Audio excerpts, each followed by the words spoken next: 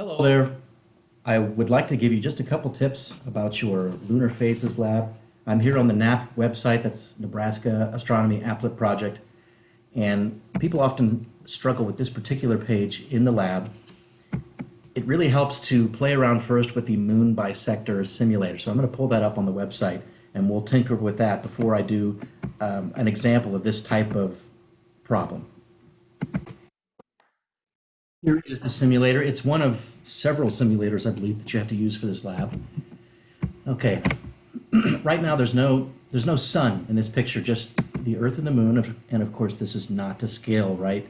The Earth is actually something like 4 times the diameter of the moon, and the moon is much farther away. Let's insert some sun rays, because remember, the phases of the moon don't happen without the sun. So show sun direction. Okay? Now, one thing to note is that this is the way they represent the location of the sun is actually the opposite of the way it's done in your handout. If the sun was actually over here, as they're indicating here, then the rays would actually be coming in this way. You see that? If the sun is way off to the left, then the sun's rays are traveling to the right to get to the Earth. And that's how they indicate it in the handout. For this configuration, they would actually have arrows pointing to the right to indicate the direction that the sun's rays travel. So you may have to translate that in your head if you want to use this simulator. Okay, let's see some shadows. Of course, we don't have phases without shadows.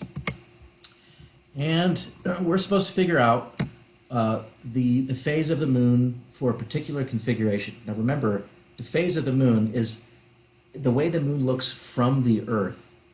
If we looked at the moon from back here, it looks like it's a new moon. Like, we're not seeing any percentage of the illuminated half of the moon. Don't forget that half of the moon is always illuminated, except for during a lunar eclipse, but that's a different phenomenon. So if you happen to be looking at the moon from back here, you wouldn't see any portion of that 50% illuminated half of the moon. If you happen to be over here, then you're seeing 100%. Or you're seeing all of the illuminated half of the moon. If you're on Earth looking at the moon, well, now it appears to be a half moon. So it has to do with your position with respect to the moon and with respect to the sun's rays. And this simulation is great because you can just click and drag around and put your point of view from behind the Earth. And that will help you visualize the way the moon would look as seen from Earth. Now, the business of the bisectors, we've got 2 sets of bisectors. First, let's show the sun bisector. So that really just is the boundary between the illuminated portion of one of these spheres, Earth or Moon, and the non-illuminated portion, or the half that's in shadow, right? Think about this. The moon is really casting a shadow in the sun's light, and the backside of the moon lies within that shadow. It's like it's in its own shadow. Have you ever thought about that? When you're in the nighttime here on Earth, you're actually in the Earth's shadow. There's a Vsauce episode where that guy talks about that. Okay, so the bisectors for the sun are, you might think they're a little unnecessary, but they will help. Also, the boundary between light and dark is called the terminator, which is kind of fun.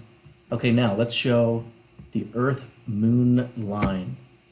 Okay, so this is the direction of your line of sight.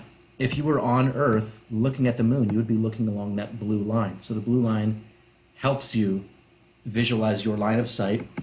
And then this other set of bisectors, the Earth-Moon bisectors. And these might be most useful when looked at from above.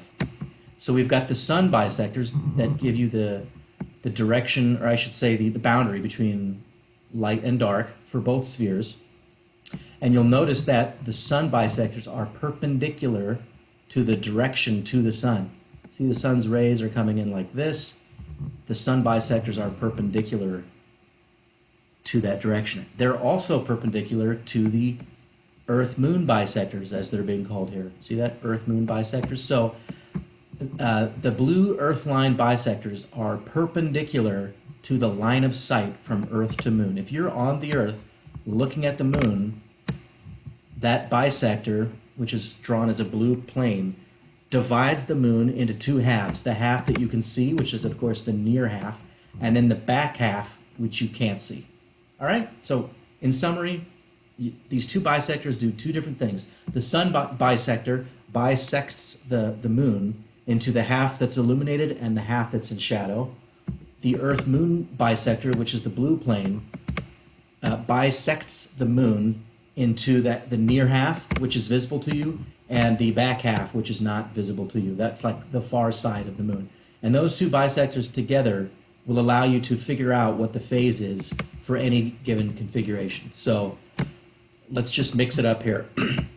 I'm going to change arbitrarily where the sun's coming from, so I'll just click and drag over here. I'm not even thinking about it.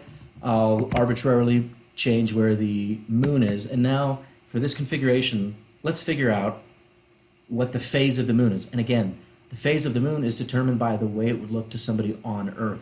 So I'm going to click and drag and imagine that I'm on Earth looking along the blue line. That's the line of sight from Earth to moon. And it looks to me like I'm looking almost entirely at the illuminated side. See, if I go up like this, the dark half of the moon, the half of the moon that's in shadow, almost perfectly coincides with the half of the moon that I don't see. So this one was kind of easy.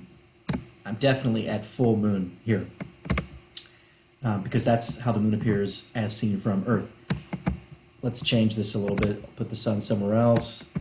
Okay. So from this perspective, the moon appears to be fully illuminated, or we're looking at the illuminated half, but this is not the perspective one would see if one were standing on Earth. So I need to go back like this and imagine looking along the blue line of sight, and now it's clear that is a half moon, not a full moon. Now, which phase it is, you'll have to think about. The first simulation for this lab is a great way to get familiar with the phases and the order in which they come. So let me just do an example on paper here.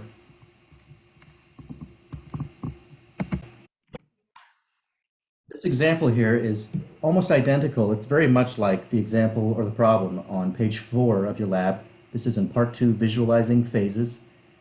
They give you a sketch of the Earth. The moon will be somewhere else. They tell you the direction from which the sun is coming, and you're supposed to figure out what the phase of the moon would be as seen from Earth using bisectors. So you should probably start by recognizing or identifying the line of sight. Now, if you think about it, the direction you'd have to look to see the moon would really depend on where you are on Earth. If you live here, you'd be looking in this direction. And if you live on the opposite side of the Earth, you'd be looking in a slightly different direction. But that's really because of how not to scale this drawing is. In reality, the moon is so far out that the two rays from this side and this side out to the moon, those two rays are virtually parallel. So let's not even worry about that. I'll just draw a ray from the center of the Earth, center to center. So anybody on Earth would basically be looking in that direction to see the moon. First, you probably want to do the sun bisector to figure out which half of the moon is illuminated and which half is in shadow. So since the sun is coming in from this direction, the sun bisector needs to be perpendicular to the direction of the sun's rays. That would be this direction. And this part's pretty intuitive, right? You know if the sun's coming from over here, or if the sun's rays are coming from over here, then this is the bright half, and back here would be the dark half. This is the half of the moon that is currently in shadow. I say currently because the moon is actually always rotating, believe it or not. And it doesn't take a day to rotate the way the Earth does. It takes a full month. Hopefully you'll learn about that in lecture. Okay, well now we can see, and I didn't do a great job of actually bisecting that, did I? I've got more of it in shadow. But now that we've made it clear which half is illuminated, we can decide what it will look like as seen from the Earth. And for that purpose, you can rotate the page if you want. The Earth-Moon bisector needs to be perpendicular to the line of sight. So if you're looking from this direction, you want to draw another line through the center of the moon that's at right angles to the line of sight. And draw that through the center. So here's my Earth-Moon bisector. If you want to maximize your chances of getting full points for this question, you could actually label it. This would be the Earth-Moon bisector. You know, to bisect means to chop in half. And now we can pretty much visualize the way it's going to look. Imagine if you're here, maybe you have to tilt the page. Unfortunately, it's a two-dimensional picture, but what would you see if you look this way? You're obviously not going to see anything behind the Earth-Moon bisector because that's on the other side of the moon. And it's clear that more than half of the moon would appear to be dark. See that? Here's the center of the moon as seen, or I'll say the center line of the moon as seen from the Earth. So everything to the right is dark, and a little bit of what's to the left is dark. So I think, as seen from Earth, the moon would look something like this. It's going to be more than half dark, so probably like that. You can do a better job than me of shading that in. Please don't do what some students do, which is the negative. For whatever reason, they darken the illuminated portion. Okay? This is not the answer to the problem that you have in your handout. I chose a different configuration, but the process is the same. Here's a famous photo that I think was taken during one of the Apollo missions. This photo is called Earthrise, and evidently the Earth, as seen from the moon, is in a gibbous phase. It's more than half full. Now, whether it's waxing or waning gibbous, I'd have to think about, but a fun question to ponder is, if currently the Earth appears to be gibbous as seen from the lunar surface, then how would the moon appear as seen from the Earth? Can you figure that out? If you're on Earth in this photo, how does the moon look? Well, it's very simple to answer that with this Bisector Demo. All we have to do is imagine that we're looking at Earth from the moon, so instead of the usual configuration, I'll put myself here, as if I'm looking from the moon at the Earth. And I need to adjust everything until the Earth looks gibbous. And here I've got the left half illuminated. In the photo, I think it was the top half, so I'm not going to worry about whether it's top or left. But let me, I don't know, change the sun direction until it's gibbous. That works. And I don't even want these bisectors. Let me get rid of these. That just kind of clutters everything. But it's fairly clear that as seen from the moon, the Earth is in a gibbous phase. What does the moon look like from the Earth? Let's just flip it around. Aha, crescent. So that's kind of a nice rule. If Earth looks gibbous as seen from the moon, then the moon will look like a crescent as seen from Earth. And you know something really cool I realized very recently? In music, when you want to indicate, you know, like classical music, if you want to indicate that the music should be getting louder, you use that word crescendo, which I think means growing in Italian. And then in Spanish, is it crecer or creer? One of those words means to grow. And so the word crescent, you know, I've always thought of crescent as referring to this shape. But if you think about it, they probably called the moon a crescent shape because very often, you know, in fact, 50% of the time when you see a moon in that phase, it's currently growing towards a half moon or the gibbous phase. So I think the name was used literally, like the moon is crescent as in it's currently growing. Now, half the time a crescent is actually getting smaller, but you get the connection. You've got a number of exercises to do on this part of the handout. So I'd like to show how you can use one of the simulators to make this very easy. Now, ideally, you would not rely too much on the simulators. You would try to manipulate things spatially using your imagination. But if you need some help, you can go to the simulator, because in the simulator, they always show, I'm talking about the very first simulator, they always show the Earth, Moon, Sun system as if the sun's rays are coming from over here. But of course, in this page, the sun is coming from all different directions. So what you could do with your physical paper is rotate it so that it looks like the simulator, and I'll show you what I mean. I've now rotated the page so that the second exercise down on the page, see how this is the top of the page? I've rotated the page so that in this exercise, the sun does appear to come from the left. And you see that the moon is now on the top, Earth is at the center.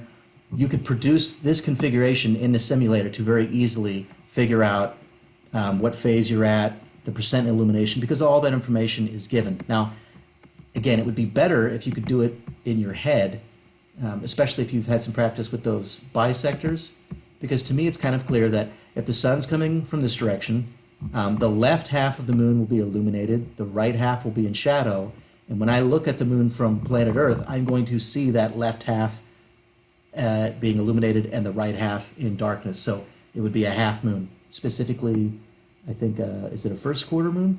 I'd have to think about that. But so let me show you that in the simulator.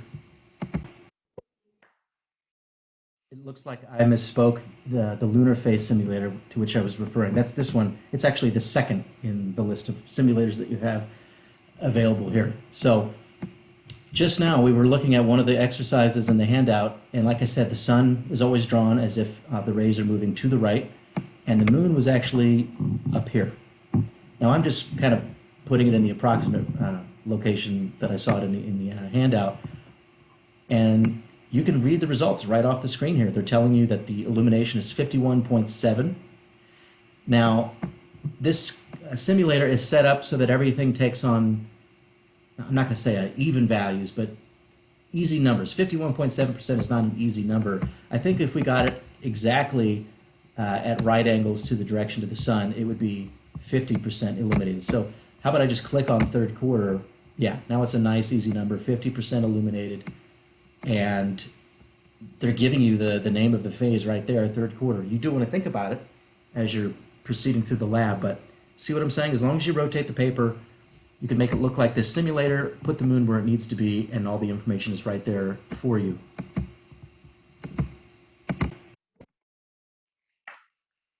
This next page in the lab report is a little more challenging.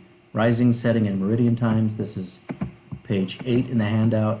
I want to demonstrate how you can answer just one of these rows using the third simulator in the lab page, or in the NAAP website. Here I am in the third simulator. You don't actually have to use this one to answer this page. Notice that the previous simulator had in the corner a simulation just like this, but this one's a little easier to use for this page. And I'm just going to do, let's say, the first quarter row. I'm looking at page 8 of 11.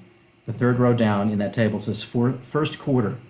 And I have to fill in the data for all three cells. They'd like to know the time at which it rises, the time at which it crosses the meridian, and the time at which it sets. Again, I'm doing first quarter. So the first thing you might want to do is come down here and adjust the sliding bar until we're actually at a first quarter moon. Right there, close enough. Okay, so I have set the phase to first quarter, which is what's specified in the third row of that table. And now let's figure out the time at which it rises. Okay, well, how do we adjust the time? Notice it says right here, time of day. And there's a sliding bar that we can use to manipulate the sun's position. What determines the sun's position in the sky? Wouldn't that be the time of day? You know, before sunrise, the sun is below the horizon. At noon, it's at its highest point overhead, etc. So we're really adjusting the time by adjusting the sun's position. This is you at the center of your celestial sphere. We can see the horizon here. That's the circumference of this green circle. The sun is taking its daily path through the sky, and they're probably showing us the ecliptic here. I think this would likely be the ecliptic. I'd have to think about that. And they're also showing you the meridian. Hopefully you've talked about that in your lecture class, but there is an imaginary arc that you can imagine leaving the point due north. It's going way up into the sky. It passes through your zenith. That's the point directly over your head, and then it goes back into the southern horizon. That imaginary line is called the meridian. And so the definition of local noon time, not when it's noon on your clock, because that's an average for your time zone, and it also is sometimes there's daylight saving time, but the definition of local noon is when the sun crosses the meridian. So let me drag this bar back a little bit. Oops. Okay, right about now is when the sun has risen from the east, it's crossing the meridian. and it's making its way to the west. So this would be local noon. Now we're interested in finding out what time the moon rises. See the first column of the table that I'm talking about? It says rising. So when does the moon rise? When it's at this phase. And, darn it, you see what happened now? Because I changed the location of the sun, this seems to have changed as well. So, okay, right. So the first thing we should do is really to adjust the moon's position. So forget about the phase first. It's been a while since I've done this. You don't want to set the phase first. In the column labeled rising, we need the moon to be rising. So I am going to adjust the moon's position until it's just peeping up above the eastern horizon, right there. It's tough to get it exactly. There we go. So half the moon is above the horizon. That means the moon is now rising. However, it's not at first quarter, which is what's specified in the third row. So now I have to go back and adjust the sun's position until I get the phase that I want. So let me move the sun around, and I'm just watching the graphic down here. There it is, first quarter. And now that we've determined the necessary location of the sun in the sky in order to produce this phase, we can just read off the time. See how it's passing through the meridian? The sun is passing through the meridian, not the moon. Well, the sun passes through the meridian at noon. So there's our answer. I just gave you the answer for column 1, row 3 in that table on page 8. A first quarter rises at noon. A first quarter moon, I should say. Now, the next cell in that row is asking you the time at which the moon crosses the meridian, and so you'll have to fiddle with the simulation again. But here's a little tip. Here is a tip. Forget about the sun for a second. And I should also point out, I misspoke, or I was wrong, when I suggested that this arc here, on which the moon and the sun lie, is the ecliptic. That's not the ecliptic. That's just the path that they're taking through the sky from the observer's location. Okay. And, as the Earth rotates. Okay, so here's the tip. If you think about it, why does anything appear to move from east to west in the sky? At night, when you watch the stars gradually shift from east to west, they're doing that because the Earth is rotating, right? That's why everything appears to move from east to west. That's the so-called diurnal motion of things in the sky. And the moon does the same thing. The Earth is turning, and that means everything in the sky looks like it's going around us. How long does it take the Earth to rotate? About 24 hours. And so the perceived motion of everything around the Earth takes about 24 hours. So how long will it take the moon to go from one horizon to the next? Well, if it takes 24 hours to go all the way around back to where it started, then it should take 12 hours to go from horizon to horizon. So then how long will it take to go from rising to meridian crossing? Since rising to meridian crossing is half of the time to go from east to western horizon, that should be 6 hours. So be smart about this. You can save yourself some time by recognizing once you've gotten one time in a particular row of table, the table on page 8, then you can immediately get the other times by just adding or subtracting 6 hours as appropriate. Okay? And that's just the diurnal motion of anything in the sky. I should point out, though, it doesn't actually take 24 hours for the moon to come around, because while the Earth is rotating, the moon is physically moving around the Earth, so that does change the relationship. The stars do take about 24 hours to go around. If you really want to know, it's 23 hours, 56 minutes, and is it 9 seconds? I forget. So this is a little tricky to use this graphic or this simulation. Something else I need to point out. Remember, these columns are mislabeled. This is page 10 in the lab. Notice how these are all phases in the second column. So this column heading should say phase, and over here is where you're determining the location. So, for instance, in row C, they're telling you that the phase of the moon is first quarter, that the moon is on the western horizon, and they'd like you to tell or to decide the time at which that happens. In the other rows, it's a different variable that you have to figure out, but make sure you fix. I would just change that on your paper. And for this table, you would also use the simulation that I just showed you, the third simulation. For the table that I was discussing just a moment ago, you don't have to use that third simulation. You could also use the second one.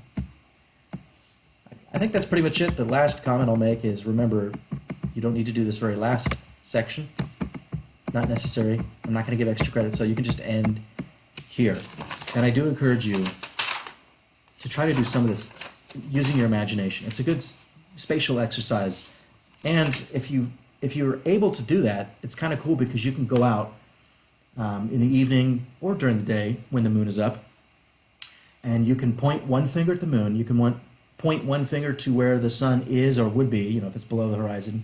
You can think about the angle between your arms and actually connect that in your mind to these simulations that you've messed with. And it's really cool when that kind of sinks in, when you can appreciate the fact that you're standing on a globe that's flying through outer space. You're orbiting the sun, the moon is orbiting you, in a sense, because you're on the Earth, and the angle from Earth to sun, and or I should say the angle between those two lines, the Earth-Sun line and the Earth-Moon line, that angle is changing constantly, and you can visualize that angle just by pointing your fingers at the sun and the moon, and see that simulation in your mind, and confirm why the phase is what it is. That basically is what I'm saying. You can look at the moon based on the time of day and the angle to the sun and the angle to or the direction to the moon. You can confirm in your mind why the moon is, for instance, at third quarter or full. Okay? I hope you'll give that a shot.